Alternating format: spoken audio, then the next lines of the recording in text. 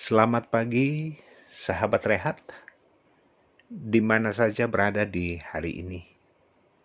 Kembali menyapa dan menjumpai kita melalui renungan harian Toraya, edisi Selasa 10 Januari 2023. Patutlah kita menaikkan puji dan syukur kepada Tuhan atas kasih-Nya yang tidak pernah berkesudahan di dalam menuntun dan memelihara kita menapaki kehidupan pengasihan-Nya.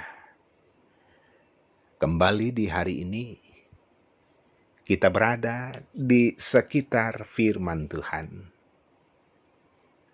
Mari berikan waktu kita untuk membaca dan merenungkan kebenaran firman Tuhan. Jangan lewatkan satu hari di kehidupan kita tanpa membaca dan merenungkan firman-Nya. Menyambut firman Tuhan, mari berdoa. Allah Bapa di sorga, puji dan syukur kami persembahkan kepadamu, bahwa Tuhan senantiasa memelihara kami dengan cara yang ajaib. Hari baru, berkat Tuhan yang baru, kami boleh alami dan nikmati di hari ini. Dan juga firman Tuhan senantiasa ada untuk menyapa kami. Layakkan kami menerima firman-Mu. Dan berbicaralah di dalam nama Tuhan Yesus. Amin. Kisah Para Rasul 9 ayat 10 sampai 19a. Saulus bertobat. Di Damsyik ada seorang murid Tuhan bernama Ananias. Firman Tuhan kepadanya dalam suatu penglihatan, "Ananias," jawabnya, "Ini aku Tuhan."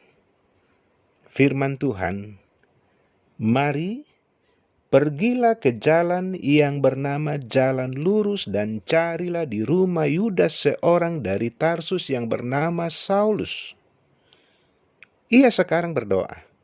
Dan dalam suatu penglihatan ia melihat bahwa seorang yang bernama Ananias masuk ke dalam dan menumpangkan tangannya ke atasnya supaya ia dapat melihat lagi." Jawab Ananias, "Tuhan, dari banyak orang telah kudengar tentang orang itu. Betapa banyaknya kejahatan yang dilakukannya terhadap orang-orang kudus-Mu di Yerusalem. Dan ia datang kemari dengan kuasa penuh dari imam-imam kepala untuk menangkap semua orang yang memanggil nama-Mu. Tetapi firman Tuhan kepadanya, 'Pergilah, sebab orang ini adalah alat pilihan bagiku untuk memberitakan namaku kepada bangsa-bangsa lain serta raja-raja dan orang-orang Israel. Aku sendiri akan menunjukkan kepadanya betapa banyak penderitaan yang harus ia tanggung oleh karena namaku.' Lalu pergilah Ananias ke situ dan masuk ke rumah itu. Ia menumpangkan tangannya ke atas Saulus. Katanya, 'Saulus, saudaraku, Tuhan Yesus yang telah menampakkan diri kepadamu di jalan yang engkau lalui telah menyuruh aku kepadamu, supaya engkau dapat melihat lagi dan penuh dengan Roh Kudus.' Dan seketika itu juga seolah-olah selaput gugur dari matanya, sehingga ia dapat melihat lagi. Ia bangun lalu dibaptis. Dan setelah ia makan, pulihlah kekuatannya." Amin. Tema rehat di hari ini menjadi alat Tuhan. Sahabat rehat, suatu hari seorang berkata kepada Bunda Teresa, "Ibu melayani kaum miskin di India. Tapi tahukah ibu bahwa masih banyak lagi kaum miskin yang terabaikan? Bukankah itu berarti segala usaha ibu gagal?" Lalu Bunda Teresa menjawab, "Anakku, aku tidak dipanggil untuk berhasil, tetapi aku dipanggil untuk setia." Bacaan di hari ini mengajak kita untuk melihat bagaimana Tuhan memanggil umatnya menjadi hamba yang diperkenannya. Tuhan menjumpai Ananias dalam suatu penglihatan untuk menjumpai Saulus. Ananias sempat ragu dan mencoba berargumentasi sebab apa yang Tuhan katakan itu sulit untuk Ananias lakukan mengingat latar belakang kehidupan Paulus. Tetapi Tuhan meyakinkan Ananias bahwa Saulus akan menjadi alat pilihannya. Ingat, Tuhan mengingatkan Ananias bahwa Saulus akan menjadi alat pilihannya.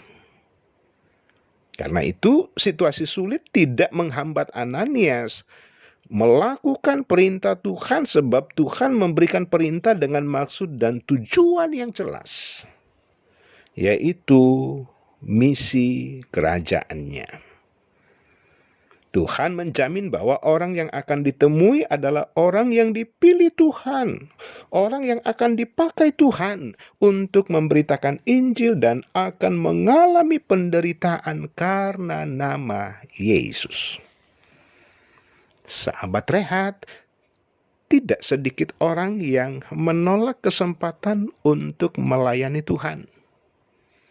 Tentunya dengan berbagai alasan, berbagai dalih. Ada yang merasa tidak punya waktu, ada yang takut gagal karena merasa tidak mampu, dan merasa kehidupannya terlalu kotor dan tidak pantas. Ananias sempat ragu menerima tugas dari Tuhan untuk menumpangkan tangannya ke atas Saulus. Karena dia sungguh tahu siapa Saulus sesungguhnya, pribadi yang sangat jahat, pribadi yang suka melakukan tindakan-tindakan kekerasan, memusuhi anak-anak Tuhan. Tetapi setelah mendengarkan maksud Tuhan atasnya, Ananias taat. Sahabat rehat, kita adalah hamba yang telah dipanggil dan diperkenan Allah. Tuhan sudah mempercayakan tugas pemberitaan Injil kerajaannya dalam kehidupan kita sebagai anak-anak yang sudah ditebusnya. Kita menjadi alat Tuhan, karena itu setialah. Terpuji nama Tuhan. Haleluya. Amin. Mari berdoa. Allah Bapa di sorga, Bapa di dalam nama Tuhan Yesus, dan oleh kuat kuasa Roh Kudus-Mu, firman Tuhan yang sudah menyapa di hari ini akan ada dan berbuah di kehidupan kami. Ada kerinduan dari setiap kami yang boleh mendengarkan firman-Mu, tidak hanya sebagai pendengar firman, tetapi lebih daripada itu, menjadi pelaku-pelaku firman. Kami sungguh sadar bahwa Tuhan memanggil kami dengan nama kami masing-masing. Dan juga Tuhan memberikan tugas dan tanggung jawab untuk diperankan di tengah dunia ini. Jadikan kami Bapa sebagai alat di tangan-Mu. Walau kami sadar kami adalah bejana tanah liat yang rapuh, mudah retak, mudah pecah karena persoalan penderitaan, dan lain-lain kesulitan. Tetapi apa yang rapuh? Jikalau sungguh setia kepada Tuhan, Allah sanggup pakai sebagai bejana tanah liat yang punya manfaat, yang berdaya guna, bahkan sungguh-sungguh mendatangkan berkat bagi sesama kami. Ya Allah, ya Tuhan kami, dengan kekuatan firman Tuhan, kami pun senantiasa mencintai firman-Mu, menjadikan firman Tuhan sebagai landasan dan kekuatan kami menapaki kehidupan yang Allah berikan bagi kami. Terpujilah Engkau, ampuni segala dosa keterbatasan kami di dalam nama Tuhan Yesus. Amin. Sahabat Rehat, demikian sapaan firman Tuhan. Tuhan Yesus memberkati.